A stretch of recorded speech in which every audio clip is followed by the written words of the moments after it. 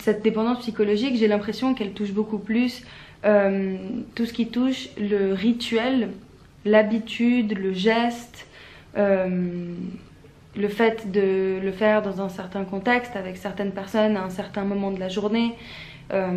Et j'imagine que cette dépendance psychologique peut se confondre complètement avec la dépendance physique, mais d'après ce que j'ai compris, on peut quand même plus ou moins différencier les deux. Si justement tu t'y connais bien sur le sujet, n'hésite pas à réagir dans les commentaires pour l'expliquer mieux que moi, parce que de toute façon ce sera toujours mieux que ce que j'explique.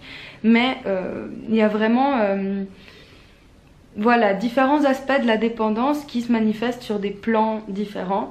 Et justement, l'addiction au cannabis, même si elle ne va pas développer systématiquement, comme pour les autres substances, une dépendance physique forte et dont il est difficile de se détacher, on peut de toute façon et très facilement développer une dépendance psychologique face à la substance, de par justement le côté très rituel de sa consommation. Mais dans tous les cas, tous les effets physiques que peut avoir le cannabis sur l'organisme humain au quotidien va être souvent assez banalisé par les personnes qui le consomment surtout, puisqu'en plus de ça, on ne peut pas faire d'overdose de cannabis. C'est-à-dire que techniquement, je peux mourir de boire trop d'eau en une journée. Mais je peux pas mourir de trop fumer. Parce que pour que je puisse mourir de trop fumer, il faudrait que je fume des quantités astronomiques en un temps très restreint.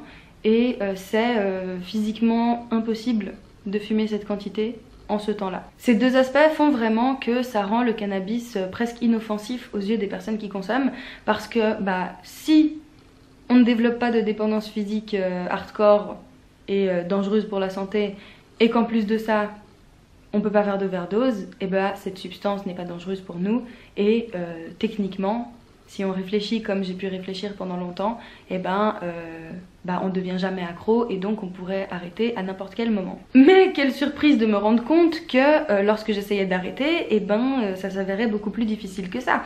Puisque certes, je pouvais arrêter de fumer du jour au lendemain, quand bien même j'avais passé des semaines voire des mois à fumer tous les jours, plusieurs fois par jour, du soir au matin, du matin au soir.